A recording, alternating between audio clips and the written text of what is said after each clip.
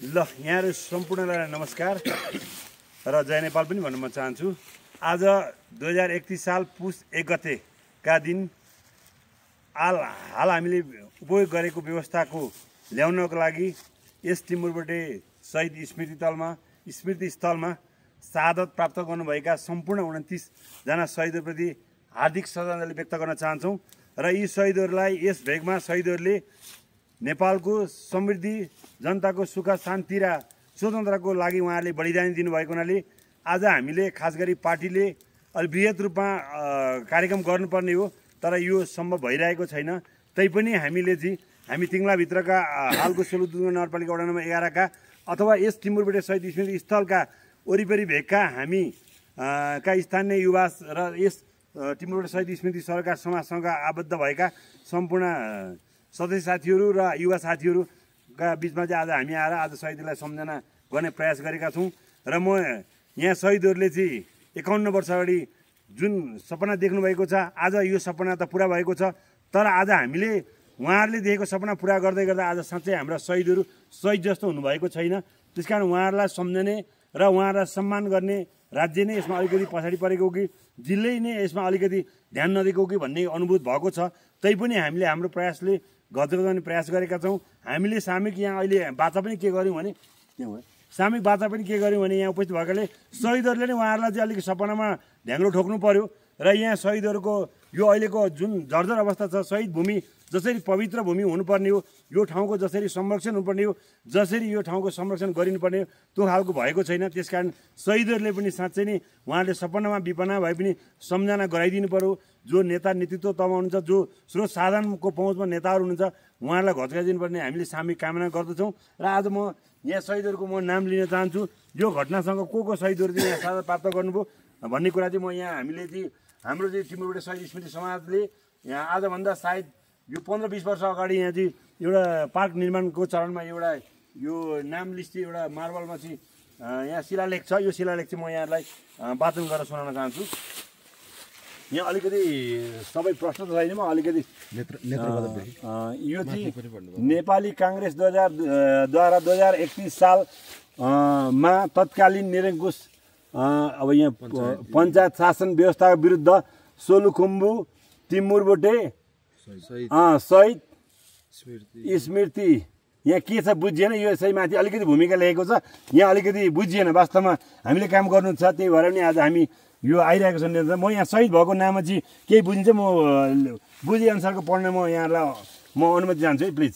नेत्रबहादुर कार्की, तिङला सोलुखुम्बु, श्यामकुमार गुरुङ खोटाङ डुम्रे होला, मानबहादुर बोखिम सुनसरी रहेछ यहाँ ठाउँ, शिवकुमार राई खतम्पा खोटाङ रहेछ, त्यसपछि मानबहादुर मगर प्रकाशपुर सुनसरी रहेछ, चन्द्रबहादुर तामाङ प्रकाशपुर सुनसरी रहेछ, अनि प्रजालाल राई धारापानी धनकुटा रहेछ, राम उपाध्याय लाहान सिराहा रहेछ, त्यसपछि लक्ष्मण उपाध्याय लाहान सिराहा, त्यसपछि लालबहादुर मगर यो चाहिँ कहाँ हो, रामधुनी रहेछ हो, लालबहादुर मगर रामधुनी सुनसरी रहेछ, अनि महेश कोइराला छहरे ओखलडुङ्गा, पूर्णबहादुर माइला राई भन्ने रहेछ, उहाँ चाहिँ हलेसी खोटाङ, र पदम प्रकाश सुरी होइन पुरी हुनुहुँदो रहेछ, उहाँ अर्खौली बिजुले खोटाङ। त्यसपछि उक्त घटनाबाट फौजी गिरफ्तार भए। यति चाहिँ 13 जना चाहिँ उहाँहरू यही स्पटमा चाहिँ शहादत प्राप्त गर्नुभयो र त्यसपछि यो घटनाबाट बाँकी चाहिँ पक्राउ भएर उक्त घटनाबाट फौजीबाट गिरफ्तारमा परि सदरमुकाम सोलु सल्लेरी आवा डाँडामा प्रशासनको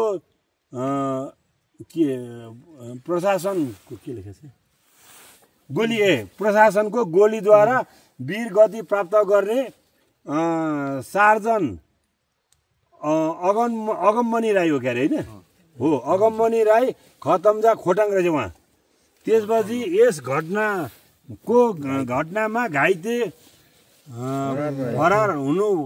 फरारको क्रममा फौजीको गोलीद्वारा ओखलढुङ्गाको ठाडेमा टोक्सेल ठाडेमा ठाडे पनि हो नि त्यो ठाडेमा शहादत प्राप्त गर्नुहुने कृष्णबहादुर लिम्बू खवालिङ के हो यो ताप्लेजुङ होला यो सायद ताप्लेजुङ कृष्णबहादुर लिम्बू ताप्लेजुङ मानबहादुर लिम्बू खोकालिङ ताप्लेजुङै हो ढकबहादुर राई खारताम्जा ओ खोटाङ अनि भक्सेर राई होइन झक्सेर राई खारताम्जा खोटाङ त्यसपछि केशव कोइराला रामपुर ओखलढुङ्गा यतिलाई चाहिँ ठाडेमा चाहिँ प्रशासनद्वारा गोली हानी उहाँहरूलाई चाहिँ शहादत उहाँले प्राप्त गर्नुभयो।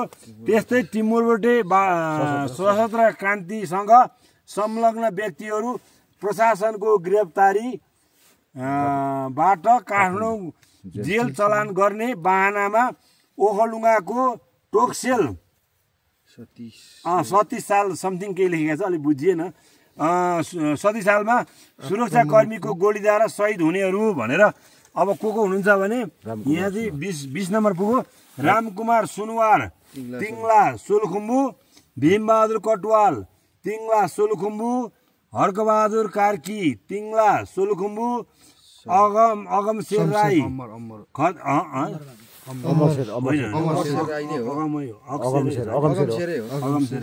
अगमशेर राई खर्तिम्चा खोटाङ रहेछ। अनि अम्बरबहादुर खड्का केरुङ सोलुखुम्बु, अनि टिकाराम राई खतम्चा खोटाङ, होमशेर राई खतम्चा खोटाङ, शमशेरबहादुर कार्की तिङला सोलुखुम्बु, पत्रकार पेशल दाहाल अनि यो पराप्चा ओखलढुङ्गा यति चाहिँ हुँदो रहेछ। यो चाहिँ टोक्सेलमा शहादत प्राप्त गर्ने यति शहीदहरू। त्यसपछि अझै छ क्रान्तिलाई सहयोग गरेको आरोपमा सेनाबाट बेपत्ता पारिएकाहरू, उहाँहरूको चाहिँ बेपत्ता पारिएका नायब भवेन्द्रबहादुर बस्नेत, विष्णुदल गुल्म, काँगेल बाहुन्डी सोलुखुम्बु, अनि जमदार कर्णबहादुर बस्नेत सेनाद्वारा मारिएका दिगतेल खोटाङ, सोलु टिमुरबोटे सशस्त्र